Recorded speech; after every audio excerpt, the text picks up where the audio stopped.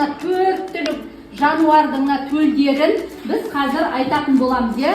Мына жерде қай жануардың төлі екен, балалар? Түйенің екен. Түйенің төлін не деп атаймыз? Бота деп атайды екенбіз. Жарайсыңдар, балалар.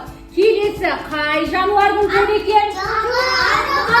Дұрыс айтасыңдар. Жылқы малының төлі екен, е?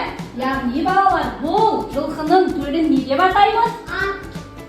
Жылқының төлі баласы құлын деп атайды екенбіз, е? Жарайсыңдар. Келесі төл. Қай жануардың төлі?